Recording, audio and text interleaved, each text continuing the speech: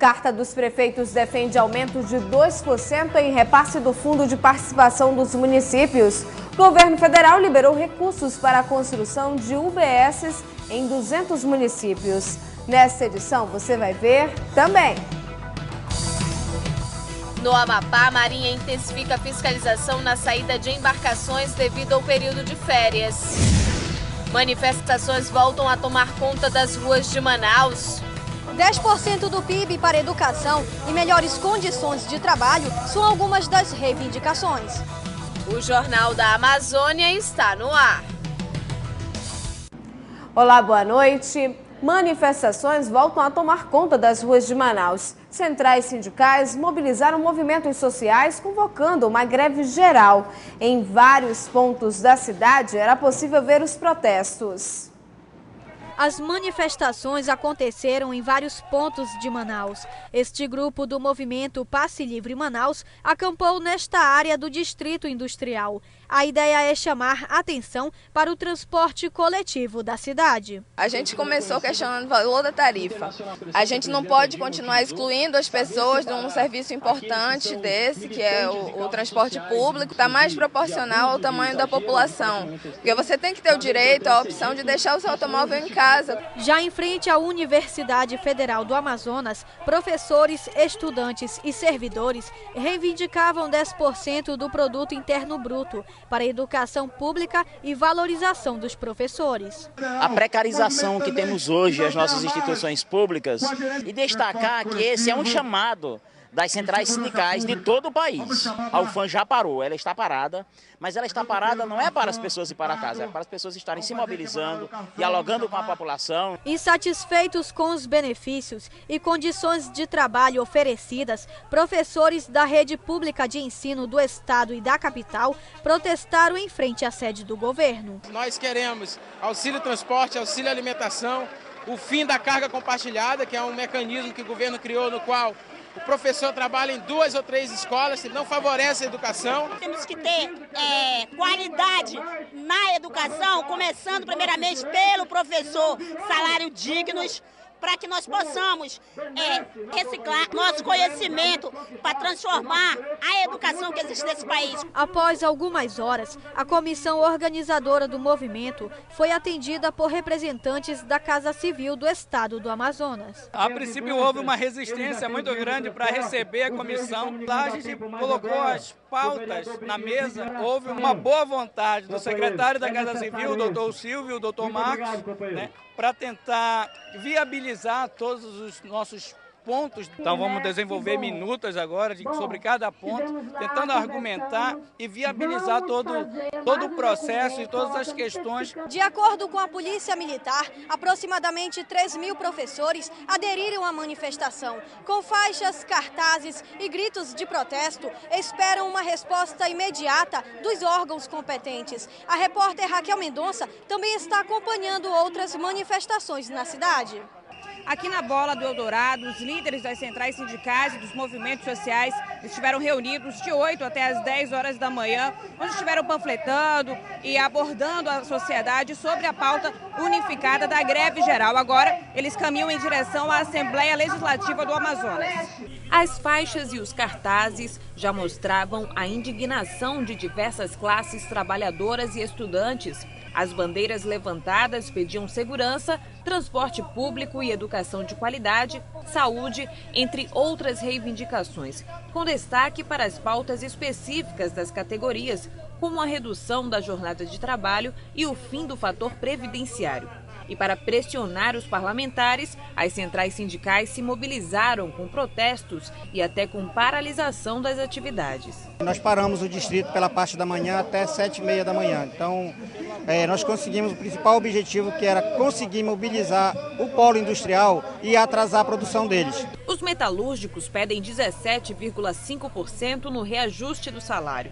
Já os petroleiros querem o fim dos leilões de petróleo. Nós estamos assistindo a ser leiloado os poços de petróleo e nós temos uma luta nacional para que o que é do povo brasileiro permaneça com o povo brasileiro e não seja entregue para a iniciativa privada. Os peritos criminais alertam os riscos que a sociedade sofre sem um serviço de qualidade. Aqui em frente nós temos um prédio faraônico, que é o da Assembleia Legislativa, com dinheiro público. Enquanto isso, a perícia criminal, que é essencial à justiça, está abandonada, que faz a prova material para colocar bandidos na cadeia. Ou seja, a impunidade está rolando solta. Os trabalhadores rurais pedem mais atenção do governo. O Parque da Expoagro que existia acabou. Nenhum deputado foi lá levantar a bandeira para a continuidade do parque ou dizer para onde ele vai. O governo do estado, para construir o hospital, teve que tirar uma feira com mais de 500 famílias. Essas 500 famílias que estão lá no feirão da CEPRO não tiveram para onde se instalar com dignidade, com respeito que a gente merece. As condições de trabalho dos servidores públicos foi comparada ao trabalho escravo. Alguns dizem que o trabalho escravo para nós não existe, mas nós entendemos que sim. Quando extrapola sua jornada de trabalho sem suas condições físicas adequadas, quando lhe remunera mal, quando lhe bota numa situação totalmente insalubre, periculosa.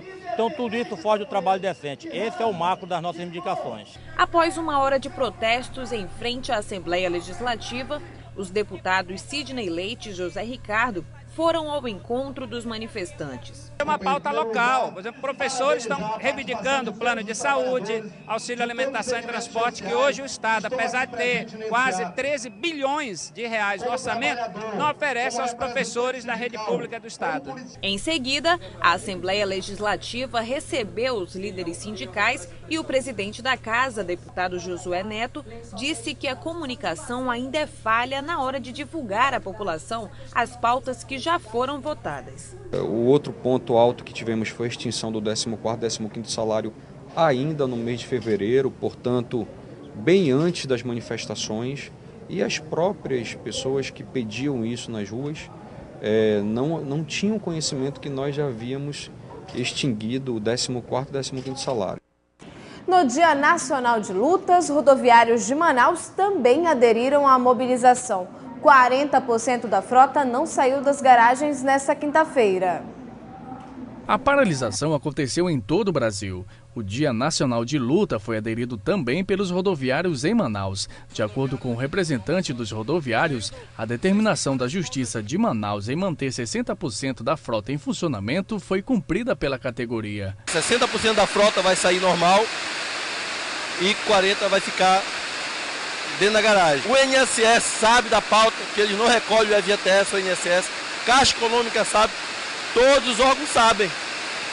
E aí não age. O sindicato cobra, tem reunião, só para o diálogo, mas não resolve nada. Mesmo com a frota reduzida, nos terminais da cidade, a circulação de passageiros foi tranquila. Nos terminais T3 da Cidade Nova e T4 do Jorge Teixeira, na zona norte de Manaus, a população não sentiu tanto os impactos na redução dos ônibus. Vim para cá, para a Cidade Nova, cheguei até aqui o T3, né?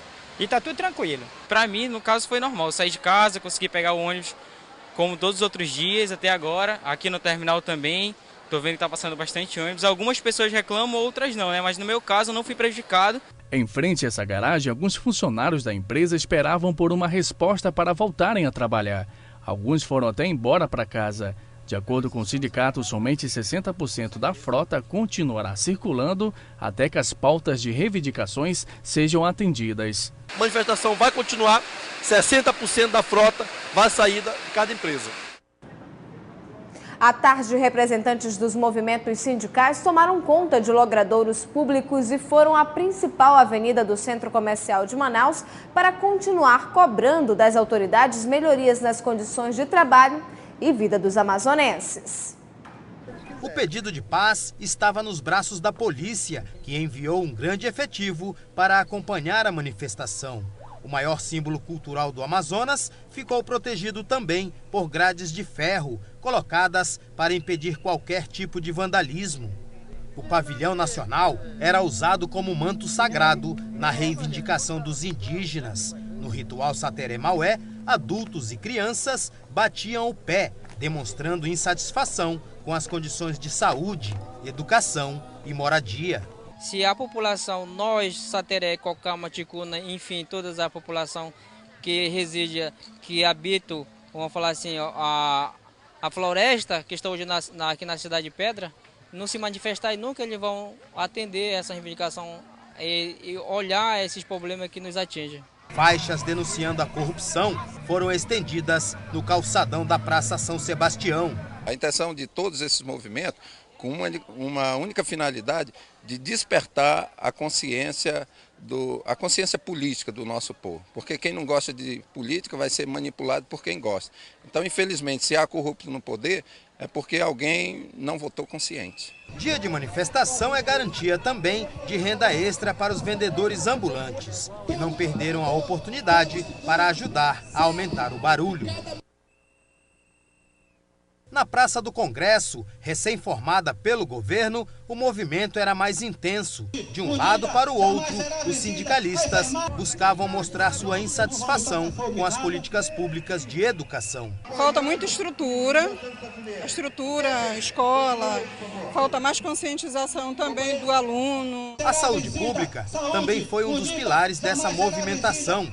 O descaso com a categoria foi denunciado em praça pública. Nós estamos com a rede todinha do Estado, sem farmacêutico, tanto o farmacêutico nas farmácias do governo como nos laboratórios.